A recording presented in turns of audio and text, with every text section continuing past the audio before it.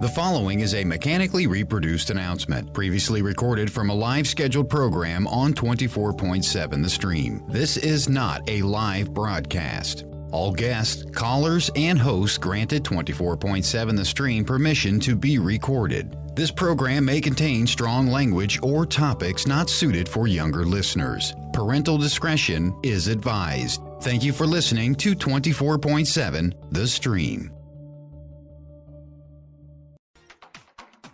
People are always saying, you'll never make it. Don't listen to them. You feel weak and have lost all your courage. Be brave. Be bold. Guess what?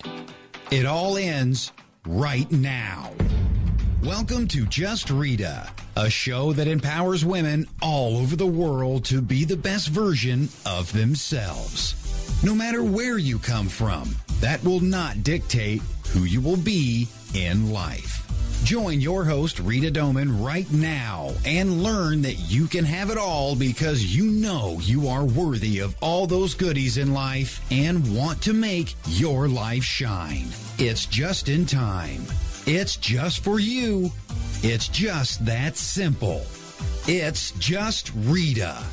Now, here is your host of the Just Rita radio show, Rita Doman, on 24.7 The Stream. Good morning, good afternoon, and good evening, no matter where you are in the world. I want to welcome you in to the Just Rita live radio show at www.247thestream.com. And if you want to be a part of the conversation, all you have to do is go on to chat. Just click on the little robot guy and you'll be in chat. And you can be in there with Keel, Cindy, whoever else is going on in there. Or if you want to participate on the call, you can always call 630-445-1213. I love it when people participate when they're in chat or even if they call in. It makes for a great conversation. Last week we had David in the house and so we just incorporated him into the show and we talked about nothing. Remember, Keel? Yeah, it was great. So we talked about a lot of different things and it was really about nothing but something and it was a lot of fun. And then Keel's got Matt in the house. How you doing, Matt? Best day of my life. Oh my God, I know it is because you just met Just Rita. Oh my God, so why are you here again? Tell the whole world. Well, world, I am here to make sure that 24/7 The Stream is the best live streaming station in the world. Oh my God, yeah. I love it. Whoop, whoop. Absolutely. We love this station. Oh my gosh, and all the people that are in it, around it. Oh my gosh. It looks like, Keel, you got a present over there. What's going on? Or is that for me? Yeah, it was a present for helping with the presentation. So, what presentation? Do you know who Juliette Loyer is? I do know Juliette Loyer. Yes. I've been helping her with her feng shui presentation. Oh my gosh. So she rewarded you with some yummies? Yep. That's fantastic. Yeah, a bunch of coffee drinks and stuff. That's what I'm hoping for. I'm waiting for all the gifts to start arriving. They're like, oh my God, we love that girl, so we're going to reward her with all kinds of yummy gifts. Weird. I'm still waiting for my Christmas gifts. Oh my God, from your grandma? Yeah. Oh my God, gam. Holy cow. So how was your weekend? It was great. We had a blast. What'd you do? It was really nice. I don't know if you remember. Was it 2 days ago? Saturday was really nice. We walked to the lake, took a couple pictures, enjoyed the city. Oh my God, Saturday was nice too. It was sunny out. It was beautiful. Yeah, it was about 61 degrees, and of course, the little scully bug down here was probably the best day of her life. Oh my gosh! So she had a great time out there by the lake. Well, how was the wind? It wasn't too bad. It was worth it. Because Friday was terrible. It sounded like rolling constant thunder, and the electricity at my home kept going in and out all day long because the wind was so strong. It was ridiculous. Yeah, there were reports that I think they actually reached above 65 miles an hour, and I saw that there was an elderly woman who was crossing the street who got blown into the middle of the street and had to be retrieved. Yes. There was even, I don't know if it's the same lady, but she was actually helped into a cab to get across the street. Was that the same one? That is exactly the same. Oh my woman. God. Yes. And so out by us, because I'm in the McHenry County area, Lake County area up towards Wisconsin, there were a lot of, I don't know if there were necessarily accidents or what was going on, but there was a lot of closures where people had to go different ways. Okay. So like literally roads were blocked off because you couldn't go any further. Because of, I think it was all power outages or maybe even down lines. I'm not sure what. Yeah, but I'm not sure sure it was either. something. But yeah, it was crazy. I had a good weekend. Can I just interject with a quick story? Absolutely not. The one time you ask, right, Keel? No, please do. So we got Thai food last night, and it was fantastic. It was, yeah? It was a place down the street, but we order our food, and it doesn't take that long. But meanwhile, a little bit later, we wait for our check. Literally takes the whole time it took to eat and wait for our food just to get the your bill. check? Yeah. So Oh my it was God. a bittersweet dinner. Holy cow! Maybe they just wanted to be on them, and you guys weren't smart enough to walk out. Honestly, that did occur to us at one time. However, when we asked for the check, she brought us some delicious little crispy Thai noodles for dessert, which were great. But at the same time, we were kind of looking to leave, and it extended it by another 45 minutes. So in other words, you wanted to move on. You didn't want to spend your whole evening at the restaurant. Exactly. Yeah, we weren't exactly looking for like the European experience at this Thai restaurant. Oh, but, gotcha. Ultimately, we found that cultural significance there. So in other words, then you guys missed out on the Disneyland 60th anniversary celebration. Is that what you're telling me? We did. And so your lives are completely devastated. Ruined. Because you did not get to watch it. I'm still trying to recover, but I'm happy you brought it up to make me rekindle those feelings of loneliness and abandonment. Yes, because there's nothing worse than Mickey Mouse. And you do not get to enjoy that whole moment of all of those actors and actresses dancing around, singing, and talking about Mickey Mouse. I'm sorry I missed that. Oh my God, it was fun. We watched it. You know what? It was really cool because Dick Van Dyke was on there, and he actually did a little dance number. So that was pretty cool. From Mary Poppins by any chance? Yes. Oh, the yeah. Rooftop. Oh, that is fantastic. I know. So we got to watch that.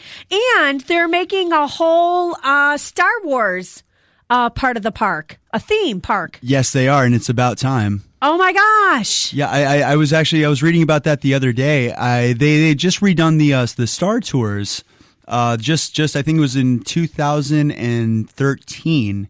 Where they had completely redesigned that. But yeah, after the success of The Force Awakens, they decided that they wanted to do the entire section of the park, which I have to assume is probably going to be the greatest thing that's ever happened. I think it's going to be the greatest thing because you actually get to go to the cantina. You get to go. Mos Eisley. Of course, I think of the cantina, wondering. Right? I think of the most important part. I'm honestly just picturing right now like an older gentleman with his grandson, and he's like, nowhere in the universe will you find such scum and villainy. Exactly. Oh my gosh, because they're all going to be there. The characters, all the different aliens, that kind of thing. It's going to be amazing. And whoever knew that aliens love to play the oboe so much? I had no idea. That's the one that really got me. I know. I don't even know what an oboe is. I think I have an idea, but thank you for bringing that up and making me feel stupid, Matt. I appreciate that. That's what I'm here for. Oh my God! I think I just met my other guy, the other side of me. Jeez, that was the masculine part of me. It's all right. I'll raise up the estrogen levels here. Oh my God, thank you. You know what though? It's pretty high as it is. I need the balance, so it's pretty good. I'm like a whole world, a whole universe of my own, for crying out loud. Seriously. Oh my gosh. So it has been an amazing, amazing weekend. It goes by so fast, and I say that every darn week. Yeah, it goes by fast just like the show does. Oh my gosh, it's unbelievable. And so I remember when we had Jamie Darrow in the house a couple of weeks ago? Yes, I do. Okay, well, I got read by her this Thursday. You got read by her. What does that mean? I got a reading done. Oh, okay, nice. So the whole thing with your soul alignment, your purpose in life, what you're supposed to be doing here on Earth. And I'm 40% done with my soul purpose, which is self-worth. That is pretty solid. I know. That is a solid percentage accomplished. It is for me, especially. That is like, because let me tell you, this is a thick head to get through. Oh my God, it's so true too. Because I don't listen. That is like my worst. I don't listen at all. Somebody can say something and I do not listen. Well, tell us more about the reading. So, what happened? What was the process?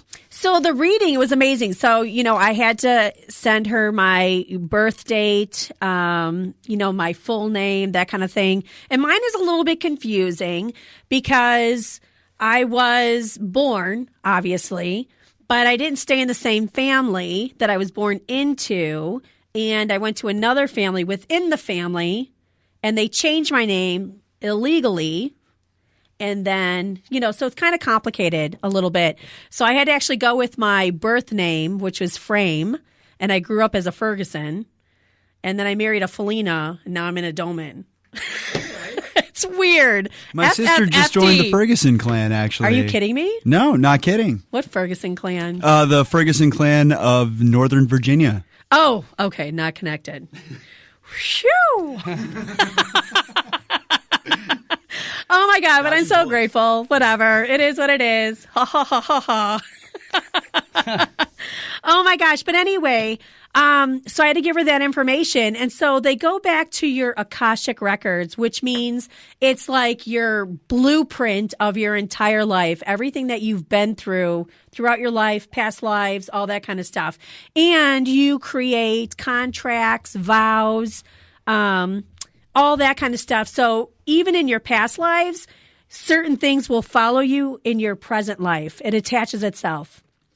Like positive, negative energies, like that kind of thing. Yeah, it almost is. It sounds almost like the Thetan idea of Scientology a little bit. Like as far as like the negative energies that you have from your past lives coming with you and staying attached to your person. Yes, yeah, it's kind of like that. And so she like took a lot of the blocks off of me, but I learned that I have vowed a life of suffering. I was a monk in one past life, so I vowed poverty.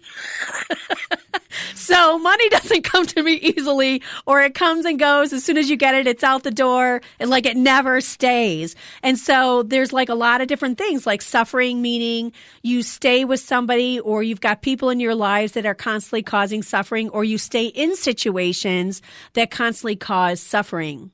You know what I mean? Yeah, I do. A quick question about Sure. that. So as you're the one who has taken the vow of suffering, does that open you up to does that allow you to enhance others' experiences through kind of sharing the burden of suffering? It could if I put that crap on somebody else. If I allowed people to come and play in my mud puddle, yes. Yes. That's true, because when you associate with people, like-minded people attract. So it would, a sense, if I stayed in that situation, then other people, I would track those people who are constantly pissing and moaning about their life, and then we'd be slopping our lives all over each other and constantly being in that situation, rather than picking ourselves up, driving ourselves off, and then making a change. Okay, all right. Does that make sense? Yeah, it does. It does make sense. So for me, self-worth, I've always loathed my body. I've always had low self-esteem, high self-esteem, but low self-esteem at the other. It's weird. So as I grow and learn and change myself, my self-esteem gets higher and higher and higher. And a lot of my friends are like, oh my God, your head won't even fit through the door if it gets any bigger. But then yet in the other side of things, way back in the back of my head, I'm like this little girl who's like afraid, scared, nervous, don't want to like piss anyone off, or I always feel judged, stuff like that. Of course. So it's like a front you put on as well.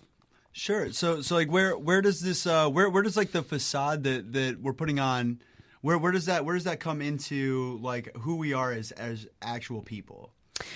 The facade that we put on, that would be something like like when you're young, when you're a kid, And maybe, like when you're in preschool or something and somebody says, oh my God, your socks are ugly. Do you know what I'm saying? Something that's stupid. Yeah. Well, I did wear ugly socks. So okay. They weren't wrong. Oh my God, that is so weird that I even said that. That's my spiritual gifts coming out. So somebody's saying, oh my God, your socks are ugly, then you take that as a little kid and you feel judged, you're ashamed, you're embarrassed, you want to hide. So then what you do is you will then pull up a personality or a front or a facade that will protect you from that feeling. Okay. So it's a wall. It's a guardian. Basically. Yeah. And so then you operate there. But then after a while, you're going to have to get over somebody calling your socks ugly and embarrassing you so that you can continue on in your life in a positive, because that facade can only last for so long. And once you're strong enough to handle that situation, then you can release the facade and then start to become your true self. Yeah. So like you don't care about, walking out with crappy socks or mismatched socks or whatever the socks look like. How do you know when you're ready for that? Like when is it? What would be like the symptoms of like, you know what, I'm ready to be myself?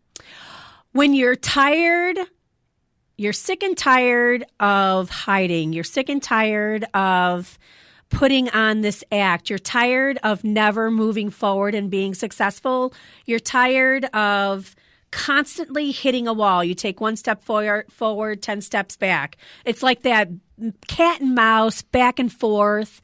You just know. You innately know. Okay. So for me, I've been on this journey now, I would say about a good 12 years. I started my journey on my second marriage, and I've gotten to the point where every time I'm moving forward, I'm being set back a little bit. Sure. It's like that back and forth cat and mouse. I, am able to keep going forward in my positivity, things that I'm learning, things that I'm confirming, acknowledging, accepting without judgment or anger. Like I can talk about my childhood without getting angry about it, without getting upset or blaming somebody else or saying, it's your fault that my life sucks. Do you know what I'm saying? Yeah, this really does. It sounds like coming to peace with accepting things for the way they are. Exactly. So when you're in that frame of mind, when you have really, reached a level of maturity, and you know that there's more to it than that, and then you start reflecting back and saying,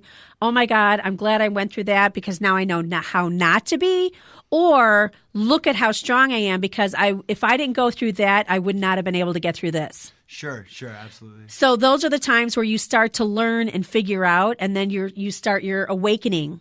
Sure, and so are we talking about just like large things in life, like be like a breakup or something like that? Or, it could be just like little things as well. Just it could be someone cut me off in traffic today. And why did you get all pissed off where you wanted to slam your car into the back of that exactly. in their car? Clearly, it wasn't that big of a deal. It's got to be something else going on. This guy has other problems.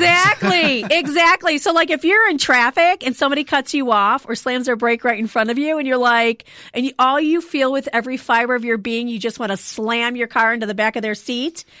There's a reason for it, and it could be something from a past life that you have no idea. You could be the most gentle person in the world, but yet sometimes in traffic you get angry, that road rage where it's totally not your character, but it all comes out then. So in a past life, something could have happened in that similar situation that you have not gotten peace from, or you've kept that energy from that situation, and so now it affects you. So when things come up in your life, that's when it'll show itself. Okay, so like, is there a way to do like kind of a self-evaluation of this, to really kind of delve into that and figure out what it is? You could. It's not necessary. I would definitely I attract a lot of psychic mediums to me. I've got a lot of friends who are psychic mediums. When I'm ready, the teacher always shows up. Really? Always. And so here's another thing. Here's the thing that's magical about Facebook. A lot of people hate Facebook, and I love it. Oh, yeah. Because I have all kinds of positive things on Facebook. I get a lot of positive stuff. Anything, and it's weird, but it's not weird. But anything that goes on in my life that I'm dealing with, whether it's a good, a positive, or a negative thing, I get inspirations in my face that apply to that particular situation.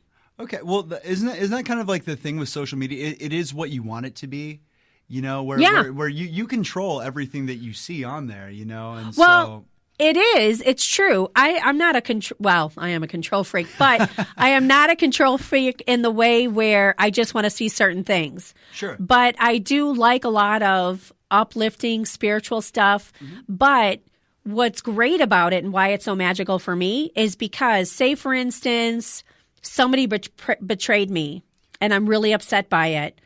All of a sudden, I will get inspirations that will come up about betrayal and the brighter side of things, to look at it in a different way. Now you finally know who that person is, that they are no longer invited in your life. It's like different things that will come up and you're like, you have got to be kidding me. Sure. So it's almost like serendipitous in the fact that this person, did something and just revealed their true self to you after so long. Oh my God, absolutely. There was a time when I was working a 9-to-5 job. This is many moons ago, a few years ago it happened, and I was excelling at my job. I was working for a chiropractor. I was a lead tech at the office, and I was older than everybody else, but I get along very well with docs because I have learned that you don't need to live your life a rebel without a cause. I was the rebel without a cause. I was, the one carrying the sword and we're going to march through corporate and you know what I mean? Yes, I was that girl. Okay. I was an asshole. I was that girl. And so, but over time you realize that necessarily does not serve you. It's true. Okay. It's true. And so when everything was shifting and changing, I was working my butt off. I was doing a lot of volunteering. I worked at a homeless shelter. I did mission trips for chiropractic. I was excelling at work. I was in different activities at work where I was a part of a group where we were motivating the masses to do better at work. I was on a real organization. And so I would be talking in front of people all the time. Sure. And I was up for CT, chiropractic technician of the year. It was between me and 3 people. So I got an award. I got acknowledged. It was fun.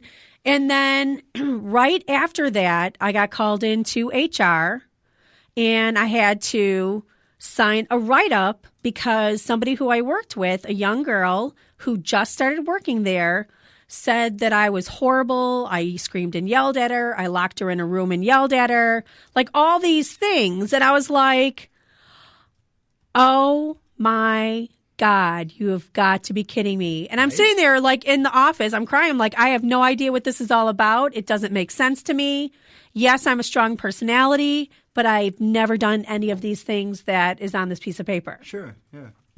So then that weekend, I was not allowed to talk to my boss. I wasn't allowed to talk to anybody. It was supposed to be hush, hush. I couldn't say a word to anyone. Otherwise, I would get fired. That's a pretty strict HR policy. Yes, it is. And so with that being said, all weekend long, I had all these different inspirations coming up that pertain to this situation coming from all different avenues on Facebook to my Facebook page. And all I did was kept sharing and sharing and sharing and sharing. When I went to work on Monday, my boss called me into his office because he couldn't say anything to me prior. And he said to me, I wanted to check where you're at. I said, what are you talking about? I was really angry. Yeah, naturally. And he's like, well, I couldn't talk to you about it before. He goes, but I know what happened. And I've been following you on Facebook and checking your inspiration. And it seems like you're in a pretty good headspace. Wow. So because I didn't expand, I didn't go on Facebook and say, bleep, bleep, bleep this. And I hate you that. And you suck. And you are going to get yours in the end. It was just all positive stuff that I would just share. I didn't even have to say a word. I just kept sharing the positive inspiration. And he knew what it was about. And he knew because I was all betrayed beyond measure. And that's how it was for me. That sounds great. I mean, and that's probably the best lesson anyone could take from that is really that there's no positive spin coming from spitting venom into the world at all. There isn't, and that was a huge lesson for me.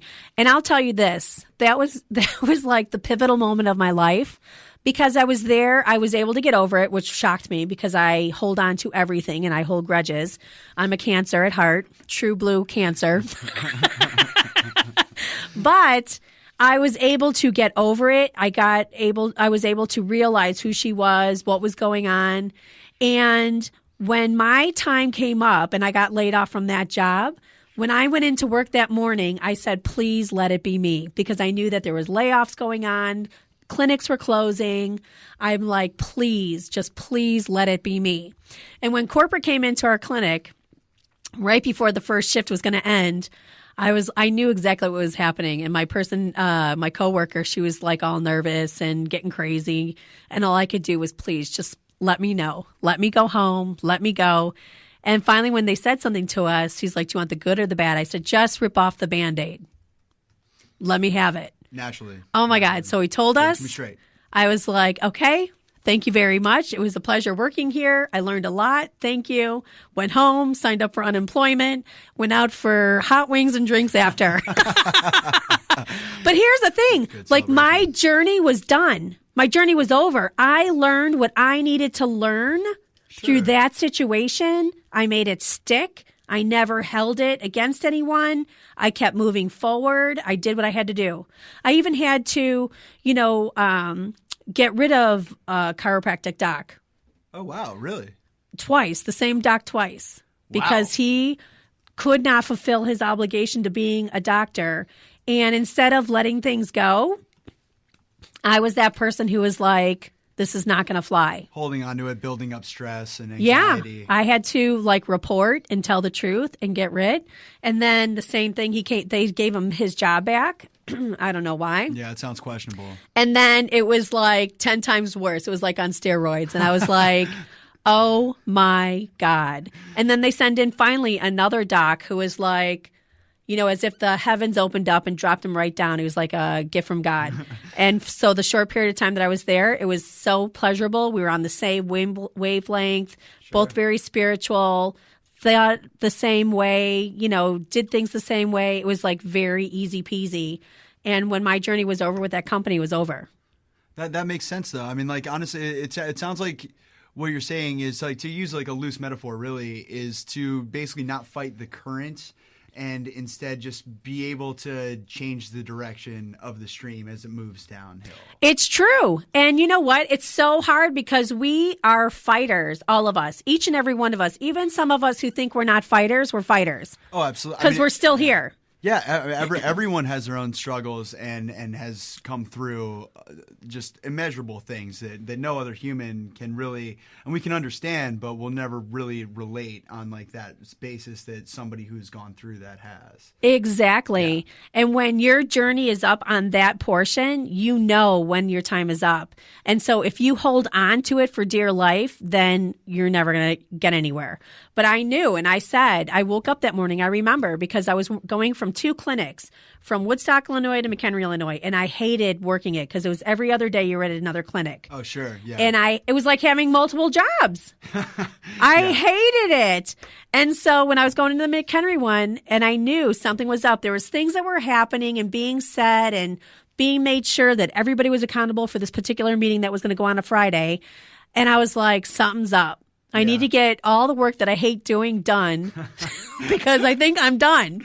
And so sure shooting, I was. It was amazing. It was like an awesome experience. So I was able to walk away, and I even wrote, the executives of this company thanking them because I learned so much from them. Sure, absolutely. And that probably was very helpful for you moving forward, Oh my God, for sure. Yeah, because I get to live my dream. Exactly.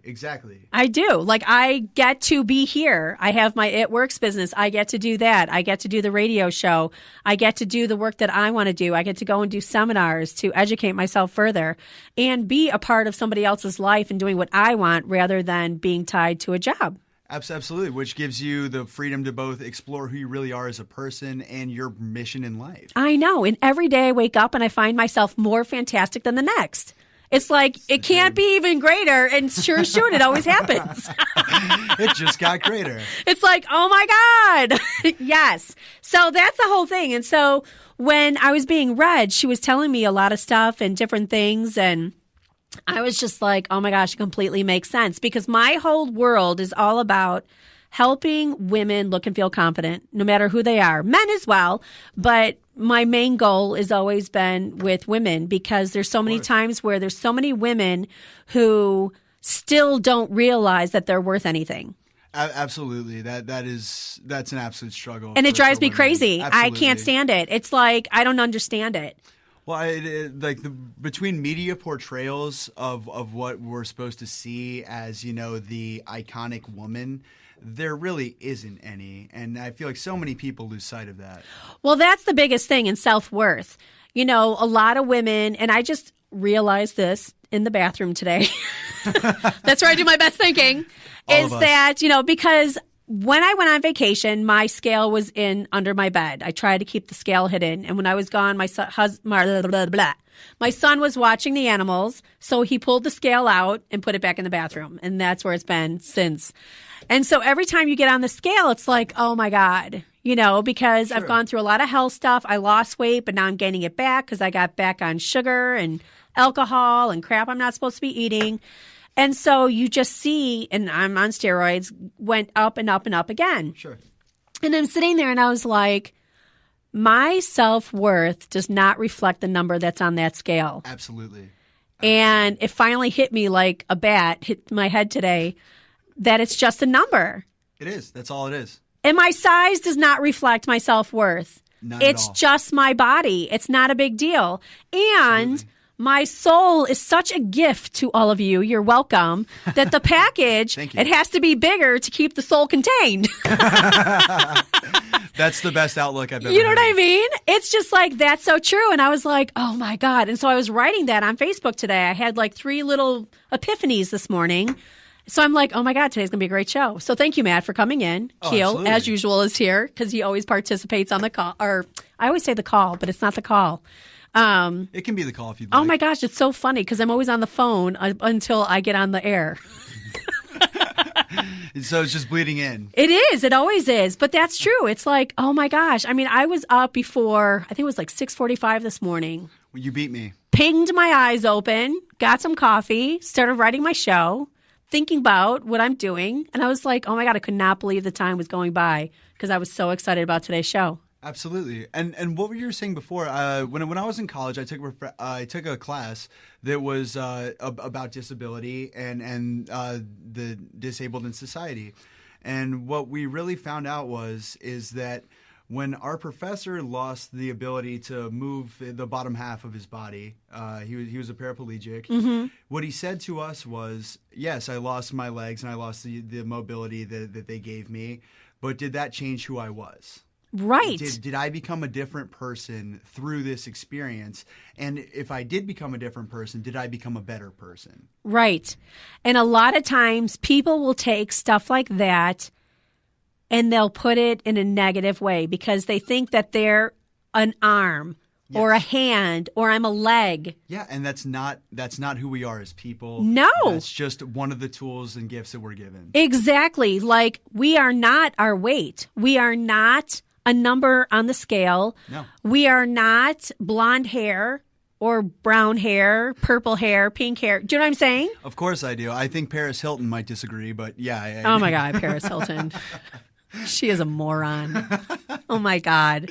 Can we get her to call in? Oh, you know what? I would not even be able to handle a conversation. I really wouldn't. I would be like, forget it. I'll do it myself.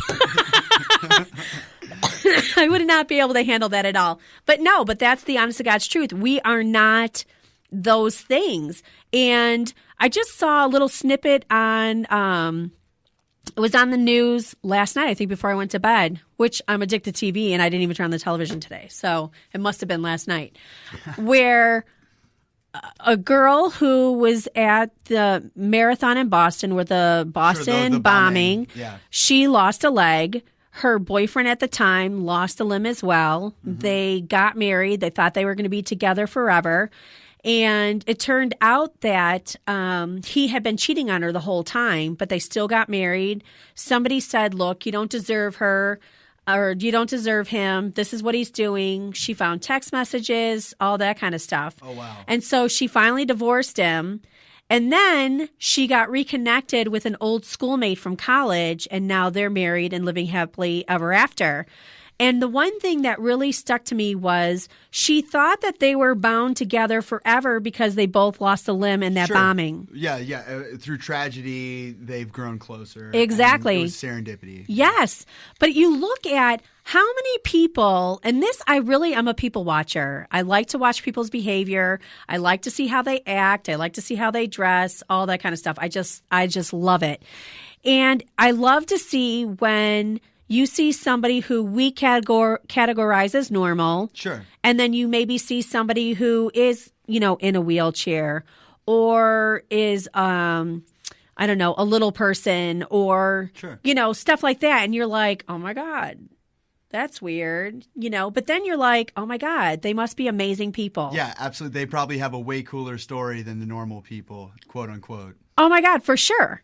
And I love that kind of stuff. Like I work at the mall a lot when I do events for my business, and I love to watch people. It's the best. Oh my gosh, it's amazing to me. And it amazes me how you can see so many beautiful people who don't even know that they're beautiful. Oh, you mean Keel? Yes. I know, right? Right? This kid's so money. Oh my God, I know. See, my kid is 24. Okay. So he's male, female? Male? Frankie. Yeah. He's 24. He's my one and only. And, like you guys wear the little beard that's all shaved down and everything. That's the way my kid is too. It's a glorious look. I know. And so it's like, even like with Inform Nation, who's on up next, it's like you guys are all like the same. See, great minds think alike. They attract to each other, that kind of thing. And it's like, I see all y'all like you're my kids. You know what I mean? Thank you. Thank you, Mom. You're so welcome. And so that's the same thing with Keel. It's like, oh my gosh, when he first started producing the show, he was really quiet, really nervous. You could totally tell. And then I like the whole, of course I love Just Rita because I love to hear my own voice, obviously. So do we. Yeah. But I love it when I have the interaction. It makes for a great show. So whoever wants to participate is awesome. And so it took a little pulling Keel in. It was a little tough. It was like carrying a big heavy weight that was like, no, don't do it. Okay. No, don't. All right. No. Turns out he actually kind of likes it. He loves it. And it makes for a great show because I love the different, personalities. I like the different ways you think about something. Of course, the different perspective is always so much fun. Oh my gosh, because there could be more than one just right way, which is my way, obviously, but somebody else might have a point of view that might work as well. Well, let's not get carried away. I know. That's why I'm saying like.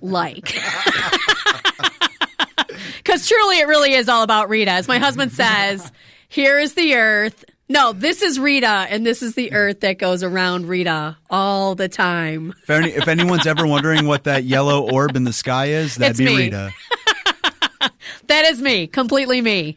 So yeah, that's the biggest thing. I love it. I love all the different interactions, the personalities. It just makes for a great show. I completely agree with you, and thank you for letting me be a part of it. Oh my God, you're welcome. I love it. That was the other thing, like with my reading that with Jamie, is she told me that I have to be careful with, because a lot of times I like to control a situation. It's hard to believe. I get it. I am so open and out there, and so, all is well, free bird, but I'm not. So anyway, because the way I have brought up, I like to control all situations. I like to know how everything's going to end up. I like to make sure that somebody can go through something least scathed as possible. Absolutely. Do you know what I'm saying? Yes. I get you have to have your own experience, but if I can control the situation so you maybe get a scratch rather than a cut, it's all good in the hood. Absolutely. But I have no control over that. And so she shared with me how I need to relinquish that hold that I have on my son. Okay. Which came to a great conversation come Saturday morning, which I was not expecting. So we have this puppy. He's like 6 months old now. Oh. And Teddy does not like to sleep at night. He likes to be up and down, playing here, there. It's like ridiculous. Puppies. So I woke up in the morning. It was like, I don't know, it was weird. I've been getting up early lately, so I know the time change is switching pretty soon. And I come out and, I hear boo. I was like, what the hell? And Frankie's like laying on the couch. He slept on the couch. He goes, I thought I'd sleep on the couch, so that the dogs, they slept here tonight so that you guys got a good sleep. I was like, huh. And so we ended up started talking about stuff. We were talking about his money, him doing his taxes. He had just gotten a 1099, which came way late, and he's already done his taxes. That is pretty late. Yeah, it is pretty late. And so we were talking about stuff like that. And so as we were talking, of course, I added in my pep talk, which he hates. It's like, as he called it, it makes my skin crawl. And so I was like, what do you mean? He's like, Mom, you treat me like I'm 10. He's like, I'm figuring all this stuff out. I'm doing all these things. And yet you talk to me like I'm 10 and I'm just screwing it all up.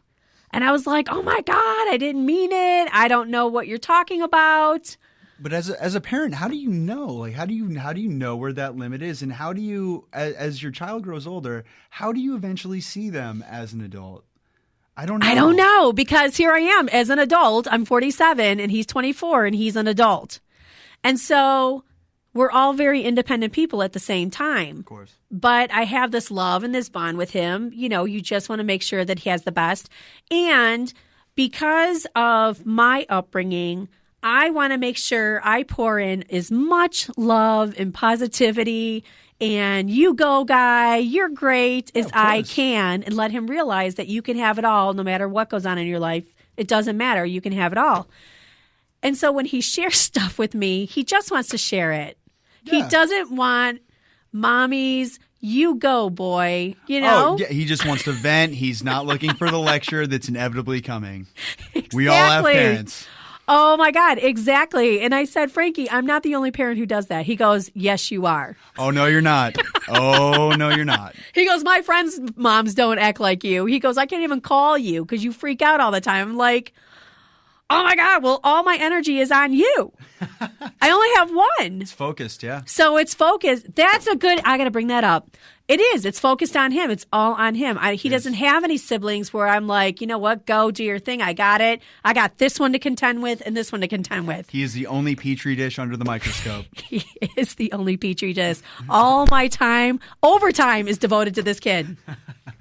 So he let me know this weekend, like, look, you're suffocating me and I don't want to share anything with you because instead of you just listening, you hear what you want to hear and then you give me this stupid pep talk that makes my skin crawl. Okay. So now, as the weekend progressed, I realized, oh, I get it. Because he said to me, when I give him these pep talks, he feels like I don't think that he's smart enough to handle the situation. Figure it out, yeah. And he's been figuring it out. He's been doing an excellent job. Everything that he goes through, solutions are like right there. He goes, the only stress that is in my life is you. Ooh. And here, you know what? To know me, I did not get offended. I was like, okay, I think I got it. See where I it's get coming it. from. Yes, because my husband treats me like that. Every time I tell my husband something, I get a lecture and a pep talk, and it's like my skin crawls and my ears are bleeding, and I just like, shut up. I should have known. I should have never even said anything to you. Quit talking. Of course. But isn't that like the most difficult part of life is just one, figuring stuff out, but two, allowing other people to figure it out for themselves. That's the hardest part because in my mind, I know what I went through. Of course. I could get through with it because I know how tough I am. Mm-hmm. I don't want to meet me in a dark alley. I really don't, because when truth comes to tell and the gloves are off, I will defend myself no matter what. I'll go down. If I die, I die. But I promise you, you'll be hurting pretty well, too. You should see the other guy. Exactly. It's like that. I know me. And I've gotten through some serious situations in my life where I've had to learn how to be that way. So I can't imagine somebody that I love so much that I gave birth to ever have to experience any of that kind of drama. Of course, but like without that drama, like how do they become themselves and how do they discover their strength that they can handle this kind of stuff? You know what? I'm so glad you asked that question because of who I am. Because I decided when I was raising my kid, I was not going to hide anything from him. I wasn't going to lie to him. I was going to pretend like I just plopped on the earth and I'm an adult and I know it all. And here you are, you have to listen to me. Yeah. The way I raised him was through experience. And so whatever he was going through at that time, at whatever age, sure. I let him know that I went through the same things. I would share stuff with him. You know, I was responsible in how I shared, sure. But in all, I didn't sugarcoat anything. I didn't keep anything quiet. I didn't pretend like, oh no, not me. I was an angel. I never experienced that. You know, I mean, that kid forged my name when he was I think he was in first or second grade for the first time. How was the forgery? Did he do a good job? No, it was just Rita. He just named it Rita in a child's handwriting. Oh God! It was hilarious. And he did it his freshman year in high school, freshman or sophomore year. He did it 2 times. Well, I hope that then when he got to high school, he wasn't still using crayon. No, he was not. He was not. But he learned through, you know, like me sharing. And anytime he did get in trouble, I always understood it. I got it. I explained to him. You know, that's the biggest thing I think what parents, when they make mistakes, when they're raising their kids, they think that they have to be bigger and better and pointing the finger down or doing whatever. Absolutely. But if you let your kid realize, look, I was that age. Yeah.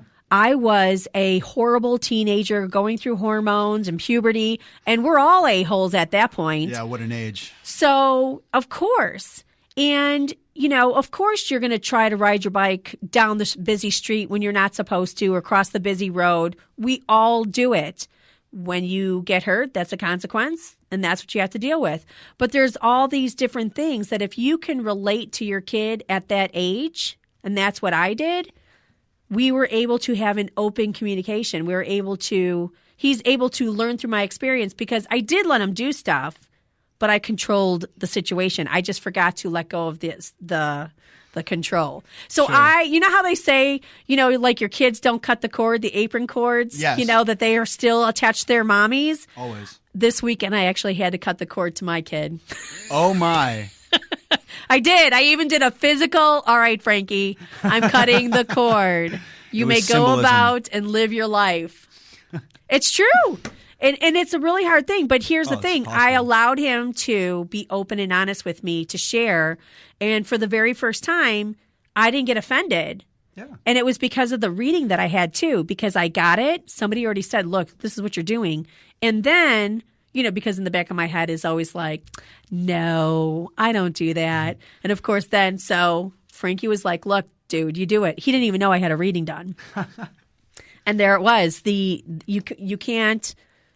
What do you say to that when it's right in your face, coming from the horse's mouth?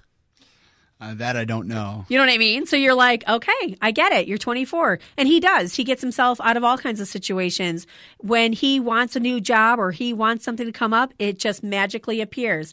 Money is in front of him all the time. He finds money like there's nobody's business. He wins money off of slot machines like there's nobody's business. What's he doing next weekend? I don't know. Because we're going gambling. Oh, my God. He loves the slot machines. But he only plays so much money. You know what I mean? Like, if he doesn't get a feel for something, he won't play it. When we took him to Vegas for his 21st birthday, my husband and I. It's an awesome birthday. It was an awesome birthday.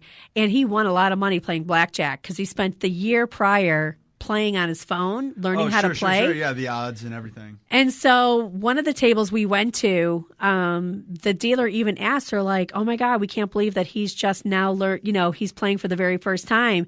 His etiquette was amazing. When he won, he tipped. He was quiet. He didn't, you know. Just so everyone knows, that is the most impressive thing you're ever going to hear is that a 21-year-old actually tipped at a casino. Yeah. He always shared his winnings with the dealer. That's incredible, and honestly, he must have been riding a heater. I don't know, but I'll tell you this. I'm a proud mom. You're all welcome. You know, his future wife, whoever she may be, you're welcome. Because he knows how to cook, he knows how to clean, he knows how to be self-sufficient. Wow, does he have a roommate? He does not ever. His roommate is his mommy and his daddy. He lives in the basement. Oh, wow. Well, then does he have extra room? He does not have extra room. It was worth a shot. He does not have extra room. No, but that's the biggest thing. It's like, well, nowadays things are so expensive. Oh, and God. so, he's, even though he lives with us, he doesn't live with us. Oh, yeah. If that makes sense. No, I understand. Like, he entirely. totally comes and goes. He does his own thing, buys his groceries, buys his lunch stuff, does all that kind of stuff. That's an increasingly common tale really since 2007, 2008. Oh, my God. You know what? When I left my family, I think I was like, I don't know, 19, 20. I don't know. It was young. I left with a black plastic bag and all my crap, what I could carry. The Tommy boy. And that I never went back. But for him, it's a whole different thing for him because he doesn't have a situation where it's constant fighting, name calling, all that kind of crap. He gets to come and go and be a man and live his life, do his thing. Absolutely, but without having to subject himself to the everyday dramas of home life. Oh, my God. Yeah, for sure. You're welcome, Frankie. He would probably say a whole different tale, like my mom's crazy. Yeah, we need to get Frankie to call in so we can get the other perspective. Oh, my God. He would be just like, he'd just shake his head. He'd be like, dude, I don't even know. That's exactly what he would say. He's hilarious. But the other thing we talked about, which, this is the other thing that's amazing. When you live your life, it's hard. Did you come up with a pretty good background? Yeah, I did. I was actually very fortunate in my background. So you probably feel really loved by your parents. Fiscally. Fiscally? No, I'm just kidding. They're great. They're great people. I hope your parents aren't listening at that point. Me They'll too. be like, what the hell? My phone's blown up. Phone's blown up. It's mom. But you know what? Here's the thing. Sometimes people grow up and they don't know how much they matter in someone's life. Oh, absolutely. Like a child, of course, a child, you matter to a child when they're growing up because obviously they have needs. They need food, they need clothing, they need shelter, Yep. they need pep talks, they need all the, what I mean? All the stuff. Confidence, they're experience. taking until that they can one day grow up and do their own thing and they're going to do the same. But when you come from a background where you don't have that, you yourself, that parental connection, love, you just live your life like, and you don't even think about it until somebody says something to you. Yeah. Like you matter. Yeah, absolutely. And where do you get that if not from home? Right. So I don't know how many of you out there listen or watch Mob Wives. Do you ever hear of the show Mob Wives? I know of it. Oh my God. I know love it. of it. I love it. See, I love the whole gangster thing. It just is like really That's so Chicago. attractive to me. But there's this character on there. Her name is Big Ange.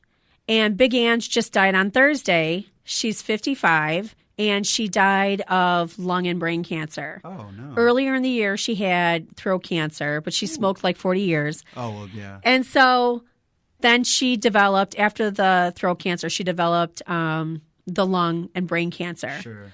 So I love this character. She is this woman. She was beautiful when she was normal, but then she felt like she needed huge knockers that, was a whole body, in itself. Of course. Because they were so big. Add 70 pounds. Oh, my God. Probably more than that because they were huge. They were like huge. They were out to here huge. Did they come with a back brace? I don't know. I don't think she ever wore a back brace. But then she had her lips done, her face done, her nose done. Oh, no. And so Big Ange just has the heart of many angels, a heart of gold, many angels.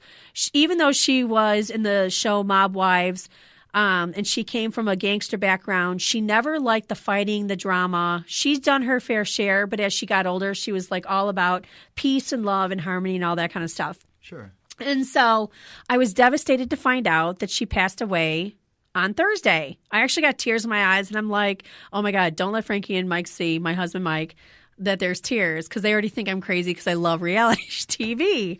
And I always tell them I watch reality because I have my radio show and I need to get material for my show. And where does better material come from than reality television? Exactly, right? So I'm like all upset about it. And so it still bothered me. And then Saturday morning, again, another conversation I had with my son. I was really sick last year. I've got asthma. I'm not supposed to drink. I've got stuff going on with my throat as well. It's not cancer though. I can't eat like sugar, gluten, all that kind of stuff. I have to stay away from all that stuff. Well, after the holidays and vacation, it's like I'm an addict. You know what I'm saying? Yes, I do. So it's very difficult to then pull yourself off all that stuff because first of all, it's very painful getting off of sugar.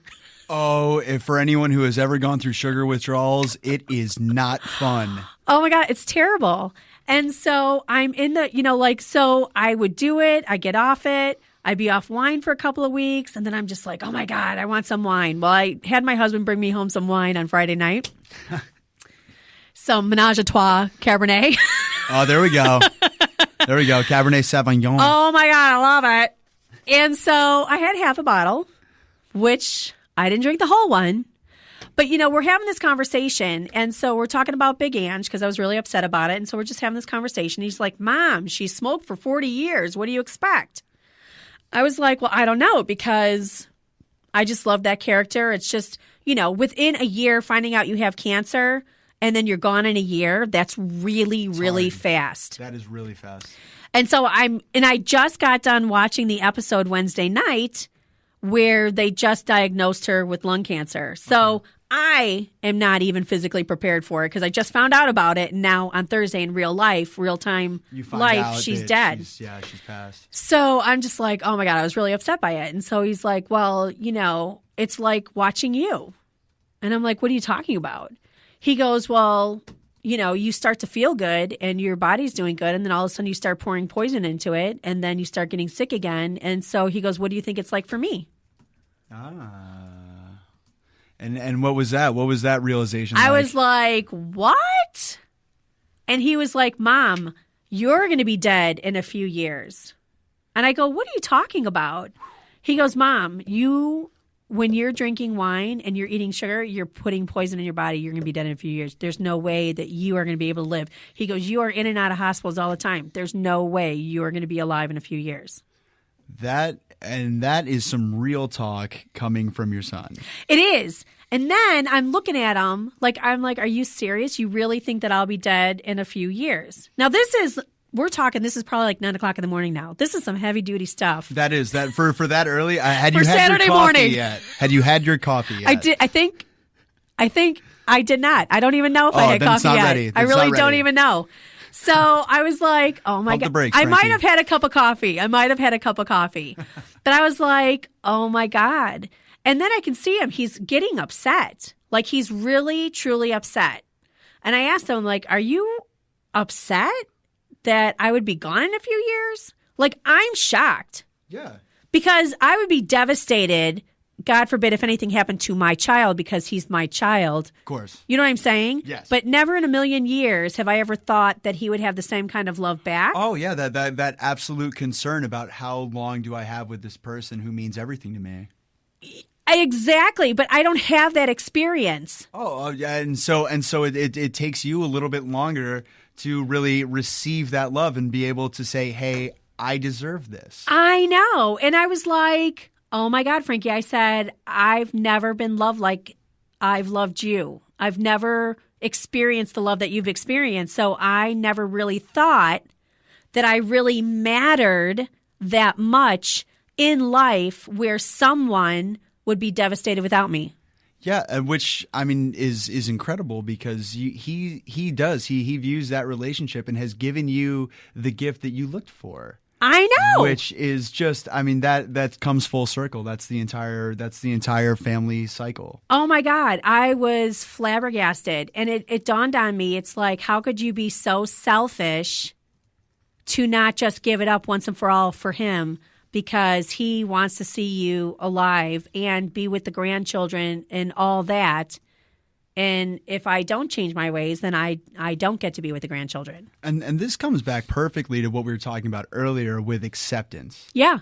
And being able to not only accept the way things are, but also accept what we can change and what we can't, and how that affects other people. Right. And I thought to myself, like, oh my God, in a split second, I thought about all the addicts out there where their loved ones are like begging and pleading and they're crying. And I was like, how the hell do they not acknowledge that? And it just, like, obviously I'm not, like, that kind of an addict. Yeah. We're where talking my sugar. entire life depends upon it. You know what I mean? Yeah, but on the other hand, I feel like it. Dragon of sugar. It is. You know, I'm telling you, because yesterday afternoon, I'm like pacing, like anxiety, craziness. And my husband's like, what is your deal? I'm like, I don't know. I've got like this anxiety going on. I don't know what to do. I want to just shove everything in my mouth. Yep. I said, I don't know what to do. I feel like I'm spinning in circles. I feel like Teddy chasing my tail right now. I was like, adorable. oh my God, it's terrible. Yeah, because I can't eat sugar. Sugar causes me a lot of pain, a lot of discomfort. My body doesn't work. I can't eat dairy. Absolutely. Because then I can't breathe. I will sleep with a machine, for Christ's sake. Apnea? Yeah. Okay. So it's like, I can't even go without that. Like, I can't breathe at night. So it's like, oh my God. So had you had this feeling yourself, or was this a complete realization once you heard it coming from Frankie? I've been having the realization. I have been thinking about a lot of stuff, but then after my reading on Thursday, and then everything it's almost like the universe is like, look, dude, now we're going to slap you in the face with the reality stick because here it comes. Here you're trying to talk yourself out of it. I can hear it. And so now the accountability is going to slap you. And then when I get it from my kid, then it's like, because I respect him. I respect what comes out of his mouth. That's a beautiful relationship with your son. Yeah. It really is. So when he said it, and when I realized it doesn't matter how many mistakes I've made in my past or in my life, even with him that he's witnessed, he is loving me no matter what. Unconditionally. Yeah. Yeah. I was like, damn, I'm lucky. Yeah. And my husband's like, well, I love you. I'm like, you don't love me like that. Not like that. Not like that. He loves you in like sweatpants on at like 5 p.m. on a Sunday kind of way. Exactly. He's like, Rita, I don't care. I don't care if you broke the chair. No, that is real love, people. That is real love. Oh my God. I'm serious. I was like, and it really is a gift when you get that kind of love. It's the best gift. So yeah, so that was like one of the biggest things that happened this weekend is all that stuff, and knowing that I'm on point with my, path, as well as my own psychic abilities. I am enhancing and growing and learning and all that kind of fun stuff. That's awesome. Yeah, that's how I knew about your socks without knowing about your socks. Isn't that awesome? Oh my God. If you guys could have only seen the socks that I wore to my first day of kindergarten, you would have also made fun of me. And you dressed yourself because you thought they were awesome. You love those socks. I did dress myself, and to that avail, I have to say, Mom, what were you thinking? She let you be you. She did. She could have shielded me a little bit, but yes. Oh my did. God. Do you see the movie? What is it? Is it Big Daddy? Oh, Big Daddy, yeah, with Adam Sandler? Yeah, with Adam Sandler, and he lets the little boy name himself Frankenstein. Yep, Frankenstein. And so he's the smelly boy. Yep, wearing the snorkel and flippers to school. Yes, and he was the smelly kid. Peeing in the pot, the flower pot. Oh, yeah. Oh, my God. But yeah, that's the biggest thing. It's like, exactly. So your mom loved you enough to let you develop your own self-style. That she did, which actually led to this beautiful sweater I'm wearing today. Oh my gosh, that's crazy. I like the sweater though. It is. I honestly, I feel like I should be some ski instructor in Switzerland though, named Sven. It's so funny because we just watched Beer Fest yesterday. Oh, what a fantastic movie! If anyone has not seen that, see that immediately. And also probably go pick up a sixer before you do it. Oh, my God. But I will not be drinking. That's for sure. It's all right. I'll take yours. Oh, my gosh. Yeah, you're more than welcome to. Although I do drink the wine. I really don't drink the beer. What should we do? Can we do Franzia? Can we do a Franzia Beer Fest Friday night? Oh, my God. You know what Franzia? That is, and it's Card Bordeaux. Ah. Okay. Card Bordeaux. I respect it. Okay, good. I respect it. And the new 3 Red blend. There's a new blend? Oh, my God. You can get wasted off of that stuff. Oh, really? What's the percentage? Do you know? It's pretty high. Is it pretty high? It is pretty high because even for me, I kept getting drunk off that stuff. In fact, I got really hungover because I think it was like a month or so ago, I was giving up the whole wine thing, booze thing, because, I keep having these great ideas, but I don't really totally follow through. And so I finished up the box, and I didn't realize how much was in the box, but I was determined to finish the box. Because we're going to find out. Waste not, want not. Indeed. so I didn't want to waste it, so I drank it. And oh my God, for like 2 or 3 days, I was hungover like there was nobody's business. Oh man. And I was drunk. I remember I was drunk when I went to bed and I was drunk when I woke up. Yeah, it's the 3 blend red. It's a 3 blend red. I hope Franzia is appreciating the free advertising they're getting right now. I'm sure they are. I'm sure they are. I think we just sold 3 cases of that. And it's not even expensive. I think it was like $14 or $15. Hey, I'll be right back. I have to run to the store and get some Franzia really fast. It was, and it's really potent. It's more potent than my Menage a Trois wines. Did you ever try those? I love those. Oh yeah, absolutely. Oh my God. Oh God, they're wonderful. They are. I really, really love my red wine. I hate the purple teeth and the purple tongue and lips. Oh yeah, but that's only like when you only get that when you're in deep enough to forget that ever happened. Until you look at yourself the next morning, you're like, "Oh God!" What Well, the next just morning, happened to my face. You're like, "I don't remember getting into a bar fight last night, but it's possible." Oh my God, it's hilarious! I know, and I like to have my teeth as white as possible. Likewise. And so, oh my gosh, I'm constantly like rehabbing to whiten my teeth all the time. Which I just came up with. I didn't come up with it, but I saw a commercial with Crest has this new 2-step system. Oh, white strips? Or it's not white strips. It's actually toothpaste. Oh, and it's $12.95 or something in 97. It's like $13 for it. It's pretty agreeable. And it's 2 toothpaste. One, the first one that you use, the first step, you brush your teeth. It literally strips like plaque off, strips all the gunk off because when you're done washing, brushing your teeth, you spit out the excess. You don't rinse it with water.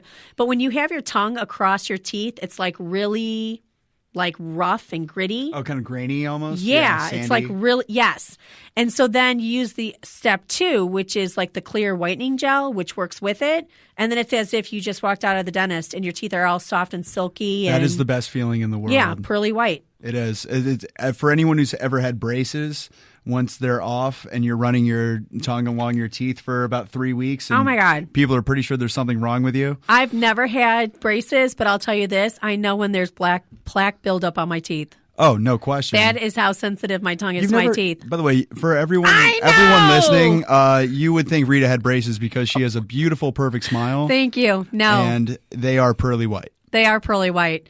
No, I've never worn braces. Never. That's I have impressive. All my wisdom teeth. You have all your wisdom teeth? Yes. They have all. Wow. They came in when I was a freshman in high school. Those were like my braces.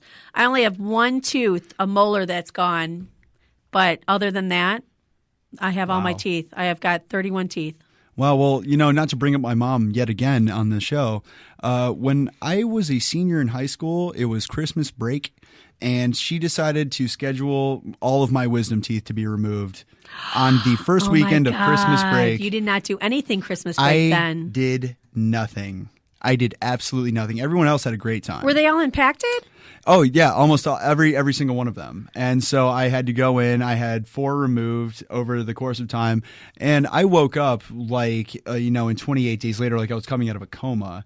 And woke up and was just thinking, where am I? What do I do? Oh, my God. Do you ever see those videos on Facebook when the kids come out of getting their teeth done? Oh, they're the best. They're the best. David After Dentist. For anyone who's never seen it, David After Dentist. Which one was that one? Oh, that's the little boy in the back seat coming back from the dentist. And he's just like sitting there and he's saying, crying, right? Is this real life? Dad? I think I remember that one. Oh, it's so good. Oh, my gosh. So there's good. a few of them, and I love it when they're crying and carrying on. It's hilarious. It is. Because then they just don't even realize what they're doing, and they're crying over the craziest things. I think there was a girl who was crying over... She wanted to see somebody in concert, and then he went and got her tickets to go to her concert. Who the heck was that? Taylor Swift? I don't know if it was Taylor. No, I don't think it was Taylor Swift. That's surprising. I just feel like that's like the default answer for what drives young girls crazy when they can't get tickets. I don't think it was Taylor Swift. I think it was somebody else. I can't remember who it was. I just recently saw it like a few weeks ago. And because she really thought she was going to the concert, and there was she never even had tickets. It was hilarious. Oh, wow. So that was the biggest thing. It was like, oh my God, you've got to be kidding me. And it's hilarious because they think that they're, either a superhero or they're somebody totally different, or they're trying to get somewhere that they're supposed to go to. And it's always completely delusional. Oh, my God. There was this one I saw on Facebook where a guy came out of surgery. He had his appendix out or something. He had some sort of regular surgery. And when he was coming to, his wife was there, but he could not remember who she was. He had no idea who she was, other than this angel from heaven to help her or to help him. And when she kept saying, "I'm married to you, I'm your wife," he's like, "Oh my God, you're so hot. You're I'm my married wife?" to an angel. And he's like, "We have sex?" I was like, oh my gosh. I know. It was crazy. At which point they are married, so she did look at him and say no. Oh my gosh. Probably. It's like, we did when we were dating, but There we was a don't time. anymore.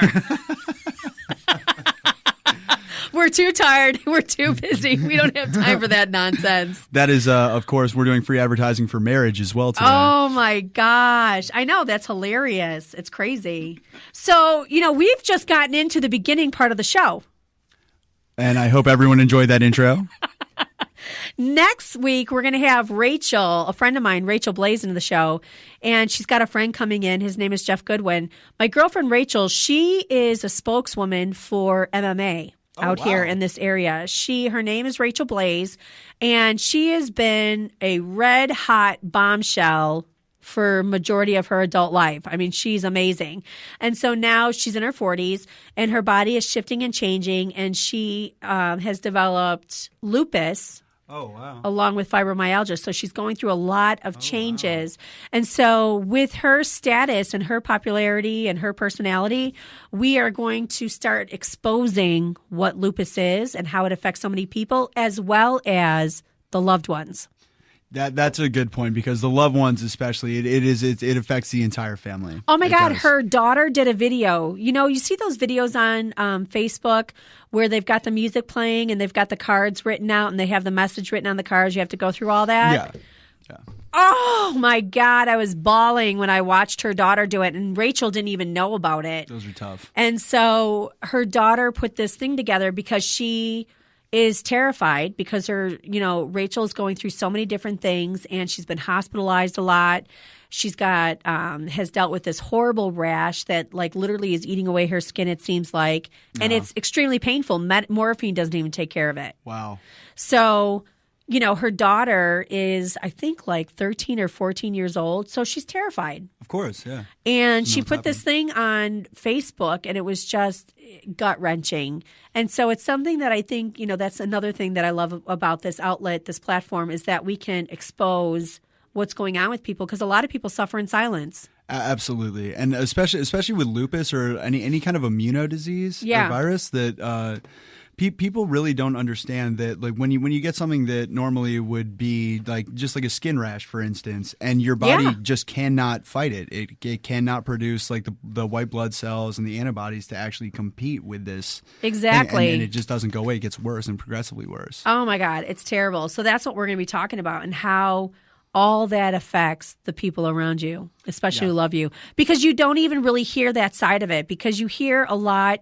A lot of times people, when they suffer and they're going through something, they're so consumed with themselves, as they should be, and what they're going through. You can't even have the capacity to think about others. Yeah, how it affects everyone else. Yeah, you just can't. It's just impossible. And so this is a part where a lot of times people who are dealing with these sort of things need to hear how much people around them love them, so that they can continue to fight. Absolutely. Absolutely. So that's what our show's going to be about next week. It's going to be unbelievable, an unbelievable show. I'm really looking forward to that. That'll be fascinating. I know, really, especially coming from such a strong woman. Well, that's the biggest thing. And here's the other side of it. When you have a personality who's all about looks, because MMA people, the people who support it, who are your body is your brand in MMA. Oh my God. And this woman is a bombshell. She is an Irish firecracker. Her hair, I don't know if it's necessarily going to be red next week, but it's always fire red. Oh my gosh, she's an amazing woman. And we've brought up pictures of Rachel Blaze, and she's Rita is telling the truth. Yeah, she is a bombshell. And so when a woman is going through those changes, and this is a good lesson for many people, because we see society, we see celebrities, we see people like you have to only look a certain way to be accepted and noticed and loved. And then if that's taken away, then what are you? Then what are you? And so a lot of times when I talk to Rachel, we talk about how, this is where her body has gotten her, but her journey now is beginning. Absolutely. And so now what are you going to do with that? Yeah. Who do you become, and is it more of yourself, or is she now going to start to really become herself, moving on past the superficiality of the MMA world? Yeah, because not only does she do the MMA, but she also is an advocate for bullying. Okay, very so good. She supports young children. She has a whole program with helping kids who are bullied, as well as starting a group for kids to be in sports and to be in MMA and to be able to have self-esteem and strength and all that kind of stuff. Yeah, absolutely. So she also helps. She has an organization that she helps with also with abused dogs, pit bulls. Oh, that's adorable. So she's a woman who's got big things going on in her life. She does. She sounds like she has a full docket. She does. And, for her to have to go through this, but I think what's amazing is I feel like her whole life is being like, she's gotten to where she's at because of what she looked like. Yes. Now I feel like the slate is being wiped clean, and now we're starting from scratch for everything that she's learned and gained to take it to a whole nother level, because it's not going to be about her, Rachel Blaze, the body. It's going to be about her, Rachel Blaze, the advocate. And the cause. Yeah, absolutely. And I think it's going to take her into places that she's not even been able to dream about. That's got to be so exciting. I mean, like, there's just the unknowing. Yeah. Right? That's why I love what I do. That's why I'm so amazing at what I do. Because it can change. It can change. And it can. And it's like it doesn't matter what your past is. Where you are today is going to take you so many places because of what you've learned and gained. So even though maybe things are shifting and changing with her body, it's not as bombshelly as she thinks it should be, that maybe all that she has learned and gained is going to be something that's going to take her further than she could even imagine, because looks only go so far. People get old. Yeah, they do, and that happens to everyone. Everyone. Except for Rob Lowe. But come on. Come on. They're all getting surgery. Oh, something's rotten in Denmark with that man. Nobody looks like that. Nobody looks like that. And I'll tell you, he's just not getting the fillers and the Botox being injected, but he's definitely getting his face pulled back, stretched out. Come on, the old Jack Lemmon. Come on, let's be real here. Let's be real. We're all about the same age, people. Honest to God, who was it? My son was like, Kiefer Sutherland. Oh yeah, he still hasn't aged. Still waiting on that one. Oh no. Has he now? Oh, has it happened? Yes. Oh, he now is 49 years old, and he was on the Disney show last night. Oh, and I was like, what the hell? I'm like, do I look that bad and I don't even know it? My husband's like, yes, you do. I was like, you have got to be kidding me. I'm like, oh my God. His face is drawn like an old man. He's got this going on here. His hair is receding. It's like all gray. I was like, oh my God. And I'm like, oh my God, I grew up with him. And Frankie's like, what? He lived next door? I'm like, no, it's just a saying. It's just a saying, but still, we're all the same age. Didn't we grow up with the Lost Boys? I mean, come on. Exactly. Come on. I was 2 years younger than him. That's it. I'm like, oh my God, I hope I don't look that bad. You don't. I assure you, you resemble nothing of Kiefer Sutherland. Oh my God, thank you. Oh my God, because let me tell you, I would be completely devastated because I am fighting the battle of the wrinkle. There's nobody's business. But I will never have surgery or put anything in my face. No. Plump up my lips. Wear your experiences of life proudly. Oh my gosh, for sure. All I have to do is keep doing silly, stupid things like a young kid would do, and nobody will be the wiser. They're like, oh my God, she's so stupid and young. I'm like, I know, right? Thank you. My husband doesn't get it. He thinks I'm supposed to be mature. He keeps telling me I act like a child. I don't get it. Keeping it young. Oh, my God. So she is going to be on the show next week. So, hey, did you guys make any kind of like New Year's resolutions? Personally, I did not make a New Year's resolution. I normally do, but I normally never follow through with it either. And so this year I was just going to say, the hell with it? Yeah, well, the hell with it. Maybe just try and do some stuff better than I did last year. Maybe smoke less cigarettes than I did last year. Oh, my God, you smoke too? No. Oh, yes. My God. My kid smokes too. And I'm like, I don't know why. Although I did smoke too. Okay. So you're not totally in the clear here. No. I did a lot of things because I didn't feel like I mattered. So I smoked, drank. I eat stuff that I'm not supposed to. Now I've got to wipe it all clean again. But it's crazy. It is. It is crazy. It's a vicious cycle. I can't wait till the day, though, that he gives it up. Oh, yeah. And it's coming. I mean, there are so many different ways now to be able to do that with, different, like, mods and vapes and stuff like that to be able to stop smoking, which is really something that I want to do. But it's something that I don't feel like I want to put the pressure on myself to quit because it's a New Year's resolution. It's something that I want my life to evolve to the point where it just doesn't include cigarettes anymore. And that day will come. The day came for me when my kid said, I don't want you to die when he was little. He was like a little guy. That'll do it. And I was like, okay. And I was done. And now I just can't even stand to be around it. It's just like, oh, my God. Oh, I understand. When I don't smoke for even just a few hours and I'm around it. Oh, my gosh. Because my car had to get fixed last week. And my son's like, well, you can use my car. I'm like, no. You drive your car and you smoke in your car and... No, I'm not interested in smoking your cigarettes. Yep, there you go. Car. No. He's like, okay. Oh, something we were talking about with body issues. What do you think about the Sports Illustrated swimsuit issue? I love it. And you know too. what? She has gotten a lot of hate for it. Can anyone explain that? And I think, you know what? Here's the thing. This is what ticks me off the most, is that people live in glass houses. Oh, God. Yes, they do. And so people don't realize what they have going on, and so they'll project it on other people. Yes. And a lot of times, if you are not whole and complete with your own body issues, you're going to put that hate out on someone else. And I'll tell you this. I love it because I'm a bigger girl. I'm not a small, tiny, petite person. I've always wanted to be. I always try to be. But now I just want to be healthy and my body is working, whatever. But I love the fact, like Melissa McCarthy. Oh, sure. Hilarious woman. Oh, my God. I love her movies. She is whole and complete with every bit of her body, 100%.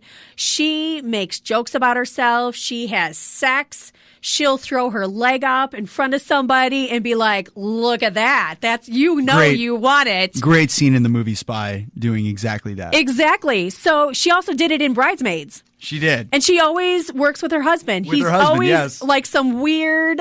air marshal? Yeah, or some sort of weird relationship that she's trying to get at this guy. It's hilarious. But she encompasses love. In fact, self-love. Yes. What was it? Designer labels would not make her a dress. It's ridiculous. For the Emmys. And so now she has created her own label and makes her own clothes to fit women like us. That is awesome. And that's something I'm so happy to see. And that's something that I really did. I personally, Ashley Graham, for anyone who hasn't seen it, she looks absolutely stunning on the Sports Illustrated cover. I think she looks amazing. And people were talking about how disgusting and what a pig she is and this and that. I'm like, are you out of your cotton picking mind? Yeah, are you kidding me? If you saw this woman at a bar, would you be saying that to her face? I would have sex with her. Oh, me too. Me too. Ashley Graham, if you're listening. Oh, my God. I totally would. I'd be like, oh, my God, you're amazing. Oh, no question. But I mean, like, the thing is that we're talking about her as if she's the first plus size model to ever be. And when you look at this woman, there's there's nothing plus size about her. She's just a beautiful woman and with that's unbelievable the funny curves. thing. There's nothing plus size about her, and yet they call her a plus size. Why don't we call it at what it is? Yeah. A real human being. Yeah, a real human being. Then we can call stick figure anorexia models what they are. You know, and I'll tell you, if you are a model and you're that tiny and you're healthy, God bless you. God gave you that body, you know, hooray for you. But if you're starving yourself and doing crazy stuff so that you can be a skeleton like that, so every bone can show, me personally, I don't think that's pretty. I wouldn't want to snuggle up to a bag of bones. Neither do I. I don't want to be with somebody where you can stick a football between their legs sideways. Oh, God. Do you know what I'm saying? Yes, I do. Yes, I do. There's the all-important thigh gap, whenever that came It's weird. It's like you're a walking alien. I completely agree with you. And they're I really bitches do. half the time because they're so damn hungry. Oh, no question. But that's the thing that I feel like so many women don't understand is that for most men, I think I can speak for at least two of us in here, but most men really don't find that attractive. I mean, women are killing themselves to do this kind of thing. And it's true, but then you've got those really superficial men who are like, oh my God, entirely. she's hot. It's like, oh my God, she's starving. Give her no like question. a stick or something. Let her chew on a stick. Well, I said, Keil and I had the conversation. Like, if Alessandra Ambrosia, the Victoria's Secret model, if she were to just, be a normal human being and eat something, she would look so much better. She would look so much better. More guys complain about when they take women out and all they order is like a salad or eat this tiny worst. stuff. Oh, it is and so it's like, frustrating. Oh my God. You know what? You want a girl who's going to not be afraid to pull up a big old fat cheeseburger and question. chow it down like faster than you. Exactly. I want to race when I'm having my burger on a date, and I want to win. Or if you're eating ice cream and you're done before your boyfriend is. Oh my God. Well, then that just means that we're watching Bridget Jones's Diary. It's like, oh my God. That's what happened to me. Oh my God, my husband mortified me. We were dating at the time, but we went to Dairy Queen. I love ice cream. Like I can down ice cream in seconds. Sounds delicious. It's right like now. another, sugary, milky thing for me. Sugar dairy. That sounds right up your alley. And so I don't even remember what I had, but it was like almost done. And he watched me inhale it and he looked at me. I was so pissed at him. He's like, "Did you even taste it?" I was like, oh my God, I can't believe you even said that to me. I was like, oh my God. But it's true. It's like, I know that, guys have even said it would be nice if girls would actually eat something. Well, no question. I mean, and it's not even so much about like, what it is to their appearance, but what it really shows is how comfortable the girl is with herself and her own body. Yeah. She's trying to project an image to you on a date versus her just being herself. And that's and something we're all that in good behavior until you start getting deep into a relationship and then you start showing the true you. Exactly. And that literally takes months. Oh, however, come on now. Like seriously, like if you're a bigger girl, don't just order a salad because you're going to be like in that closet eating all the other stuff as soon as you get in the house. Clearly, we know you eat more than just a little bit of a salad. You know what I mean? I could never pull that off. Oh, me neither. Are you kidding me? And No. first of all, I can't stand watching somebody eat and then I can't eat something. It'd be like, oh my God, it's painful. Oh, absolutely. That, and especially when they order a salad, generally it comes out beforehand. So they're sitting there like snacking on this thing while I'm just staring at it thinking like, when's my food going to get here? Exactly. I'm not listening to what she's saying. Oh my God. Well, who cares what she's saying, really? Because she's just talking anyway. She's got a lot more to say, so you're good. You're not missing anything. Rita, I feel like you actually know the women I go on dates with. Oh my This is God. incredible. Isn't it amazing? How did you know? I don't know. I feel like I've been there, done that. Yeah, I don't probably. know. I don't know. But still, when you get older, you start to realize that it's okay to eat. Absolutely. And honestly, I encourage everyone to do that, especially when you're on dates. Be yourself as quickly as possible. Exactly. And here's the other thing that drives me crazy is that, people want women to look a certain way and hold a certain look. Yeah. But guys can look however the hell they want. There is actually an Axe commercial right now that is trying to tell guys to whatever their abnormality is, their physical abnormality, wear that as your card. that is your calling card. Be okay with it, whether you have the big nose or anything. And meanwhile, we're telling women that you there have to is look. one objective way. Yes, to in look, a windstorm, you better blow away with the feather. Yeah, exactly. You better be an elderly woman being shoveled back into out of the middle of the street. Exactly. And it's, for me, I'm totally fine with it. I don't care. In fact, I am attracted to men who have meat on their bones. Of course. I like guys who are just there. I don't care. I don't the need dad bod. Like the chiseled look. I don't need like the muscle over the muscle over the muscle. When I was younger, clearly, I was like, yeah. Oh my God. When I was younger, yeah. I loved Arnold Schwarzenegger. Then he spoke and I was like, what? Oh my God. And then I couldn't handle that. So then it's like, I just like guys to be normal. You don't have to be, but I don't have that expectation on them. Well, I feel like as we've progressed through society, I feel like we're moving more away from like the uber machismo guy to just the kind of normal guy. But at the same time, that doesn't seem to be happening with women for some reason. Not at all. And that's the thing that drives me crazy. And when I was surprised to see all that hate that went on with Ashley Graham. Oh my God, I was like mortified. I was like, Where are we coming from? Why are women still tearing down women? That is the best question. That's the best question, because I feel like so many times women feel like they're trying to impress men, but women seem to be almost we're our worse. own worst enemy. Yeah, and I don't know. We are so effing mean to each other. It's not even funny. Why is that? I don't know. I was mean a long time ago when I was immature and young because I had so much self-loathing of myself, I projected it on other people. Sure. So I would point out other people's faults. I would make fun of other people or say things about other people.